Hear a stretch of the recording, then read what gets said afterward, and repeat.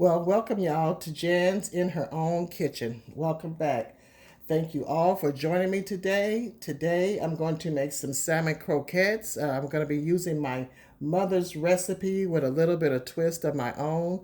And before you all get started on this video, make sure that you subscribe and like. It would be so much appreciated. I'm very new at this and I appreciate all your support.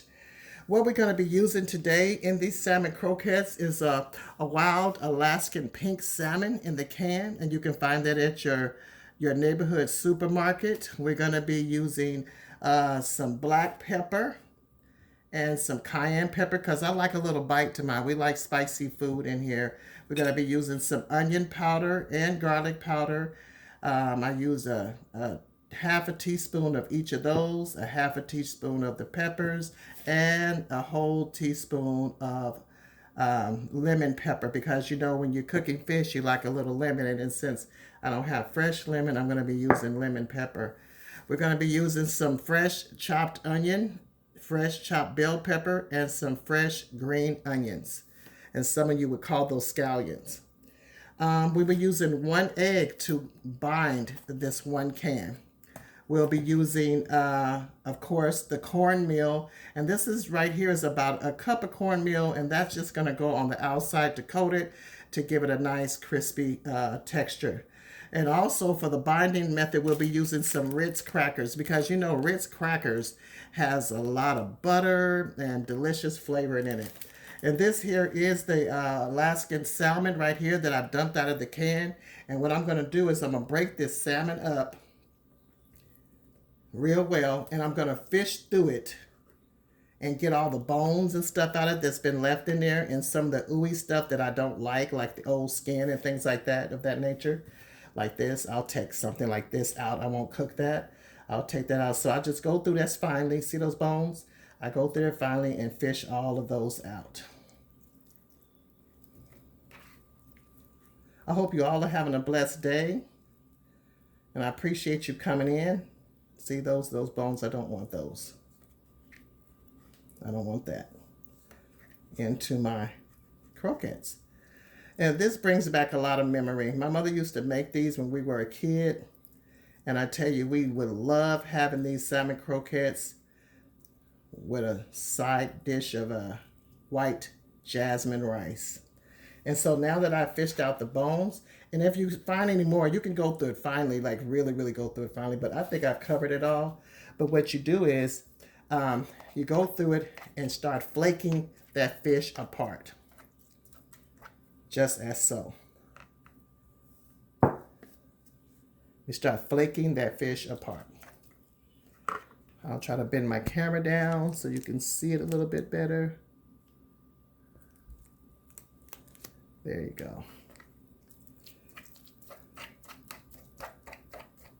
Yeah, we would all get up Saturday because through the week we wouldn't have an opportunity to eat, a hot breakfast unless we got up super, super early.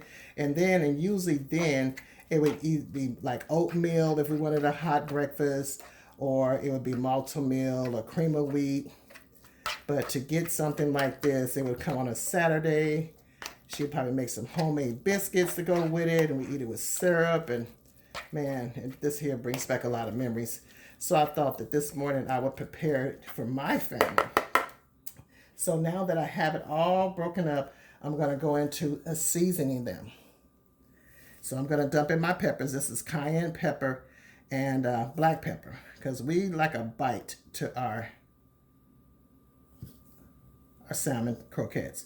And this here is the onion powder on this side and then the garlic powder. And I'll just put that right on in there as well. We also have the lemon pepper. Lemon just pairs very, very well with fish. I'll crack an egg right in there for binding. All this goodness goes into these croquettes. And I will crumble the Ritz crackers right into them. Now, it just depends on, now when it comes down to the crackers and the binding, you kind of got to feel your way through it. This here, that was 3 This is 6. This is about 9 crackers here, and this is like a quarter of a pack of Ritz crackers. You don't want to put too many, but to that 1 can, I'm looking at like about 9 so far. And we want to make it really grind it up, really, really super good. And I'm going to give it just a little bit of a stir to see where I'm at as far as binding is concerned.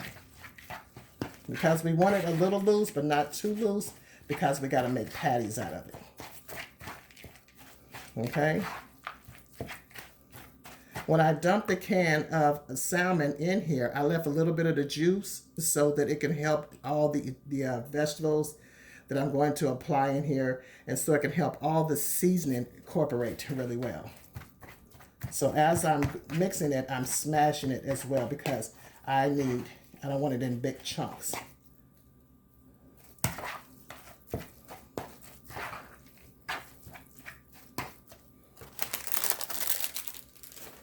I got another little half a pack over here, and I'll use maybe 2, 3 more. So I'm saying 9, about 12 crackers to that 1 can of pink salmon, and that'll be perfect.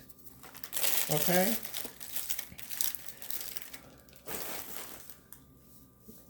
For the onions, the bell peppers, I'm going to saute these. And when I saute them, then I'll add it to my mixture, to my salmon mixture. And when I come back, that's when I'll show you guys how I put it all together. Okay. Uh-oh.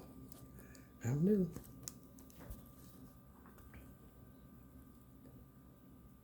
Pause it. Well, we're back, y'all. And what we're doing now is, as you can see, I've transluted those bell peppers, those green onions and regular onion. I've sauteed them down until they became translucent.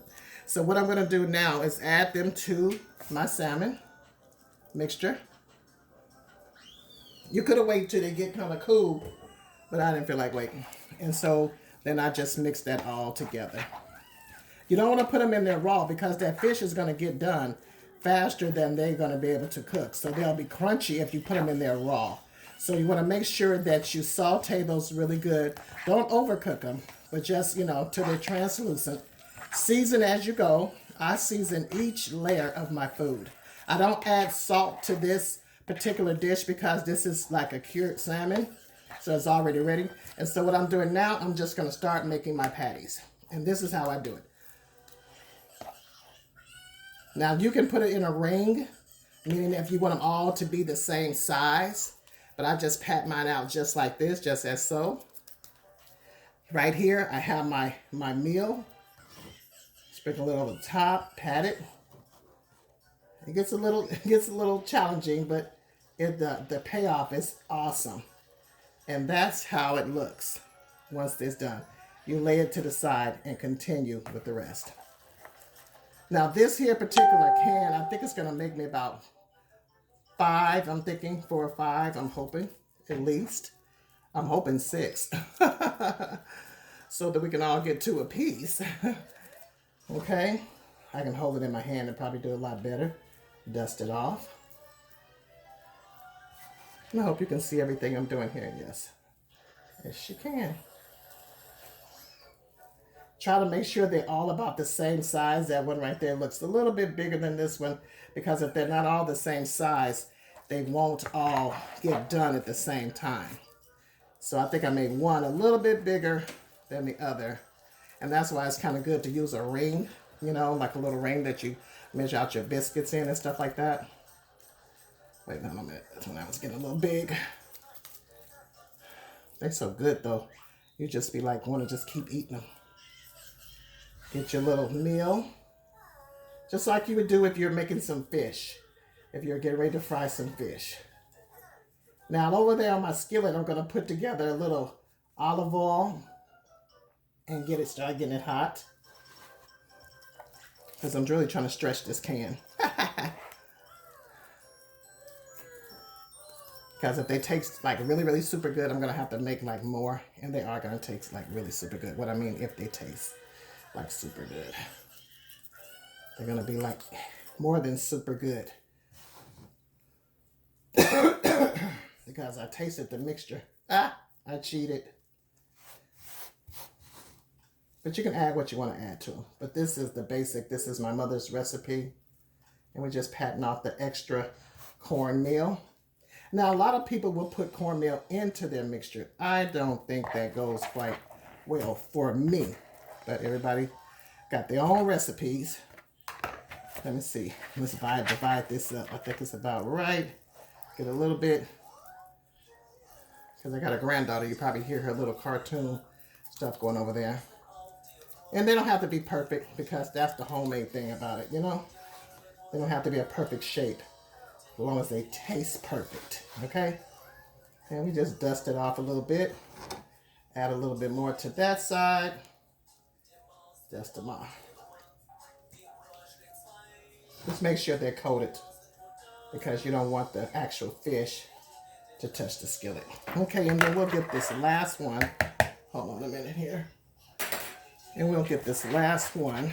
And it came to just 6 as I wanted it to rather.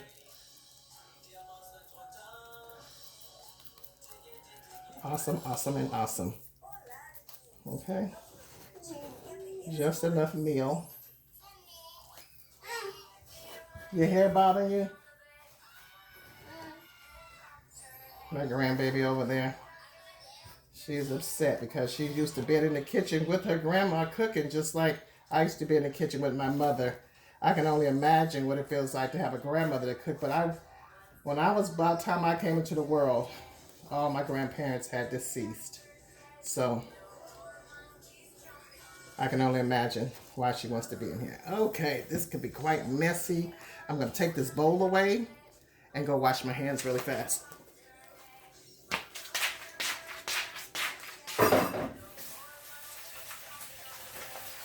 So at that time, you want to start getting that oil hot in your skillet because you don't want them to sit in oil.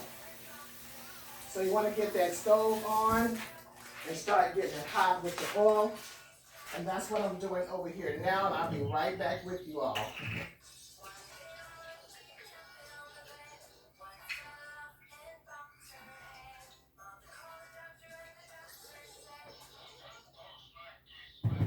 Okay. And turn that stove on and start getting it nice and warm. And I just use an extra virgin olive oil.